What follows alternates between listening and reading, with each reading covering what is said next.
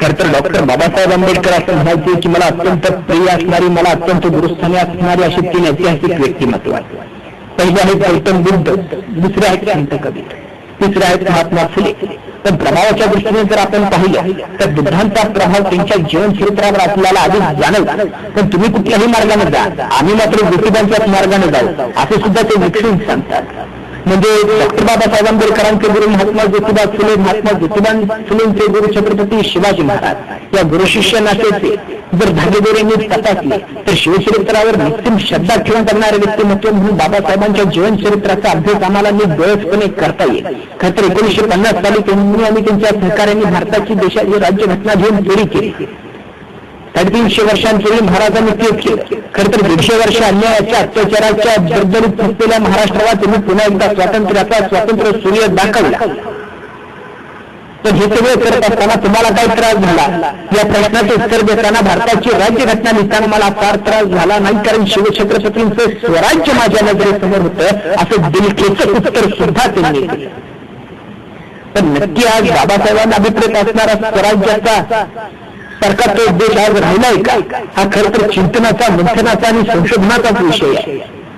पण बाबासाहेबांना अभिप्रेत असणारा भारत नेमका होता कसा? तर तो होता 350 वर्षांपूर्वीच्या स्वराज्यासारखा. जर आम्हाला बाबासाहेबांच्या नजरेतला भारत आम्हाला पाहायचा असेल तर आम्हाला 350 वर्षांपूर्वीच्या स्वराज्याचाच अभ्यास करावा लागेल. मग 350 वर्षांपूर्वीचा काळ नेमका होता कसा? तर अन्यायाच्या अत्याचाराच्या दजईत थकलेला माझा महाराष्ट्र, तर की आमच्या आक्रमणाने महाराष्ट्र भूमी आंदोळली होती. राजा रामदेवरायाचं राज्य पण ते असताना गेलं. महाराष्ट्राच्या पाठीचा कणा तिथं मुरगळला. त्यांच्या यवनांच्या आक्रमणामध्ये माझा महाराष्ट्र दूरवर भिरकावला गेला. महाराष्ट्रावरचा हा यवनी अंधार अधिकाधिक गडद होत होता. आणि यात घर भरून की काय यवनांच्या मदतीला इथला निसर्ग सुद्धा धावून गेला. आसमानी आणि सुलतानी एकाच वेळी कोसळली. भयान दुष्काळ, भयान दुष्काळ इतका की माणसांना खायला अन्न उरलं नाही, की प्यायला पाणी उरलं नाही. पांढर पेशांचा तर धंदा गेला, प्रजा निशस्त्र झाली.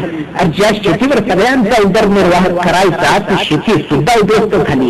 इतका भयान दुष्काळ इथले रोज शोधत होते, इतक्या अनन्य अत्याचारी ती माती सहन करत होती. अन्यायाच्या परिस्थिती आणि परिस्थिती अंधकारात खचलेले रोज ती शोधत होती तुझं स्वत्व, शोधत होती अस्तित्व, करीत होती याचना. अरे सांगत होती त्या परमेश्वराला, अरे जन्मली तो पुण्याचा जो संपवेल आमच्या यातना. एकीकडे सामाजिक परिस्थिती तर राजकीय परिस्थिती काय महाराष्ट्रावरचा हा अंधार काळ्या कधीन काळ्या पद्धतीने वाढत असताना अचानक एखादा पांढरा टिपका आम्हाला समजताना दिसतो. मग आमच्यासारखे गुन्हेगार जाते फिरते त्या पांढऱ्या टिपक्यावर. अरे कुठला तो पांढरा टिपका काहीतरी कुठला, त्या काळ्या सुभिन्न काळाच्या पडद्यावर भरभरणारा तो पांढरा टिपका काहीतरी कुठला, ते ज्या लखलखणारा तो पांढरा टिपका काहीतरी कुठला. आणि मग आम्हाला कळून चुकतो तो काळ्या सुभिन्न काळ्या पडद्यावर भरभरणारा तो पांढरा टिपका म्हणजे माझा शिवशाळ, माझ्या शिवछत्रपती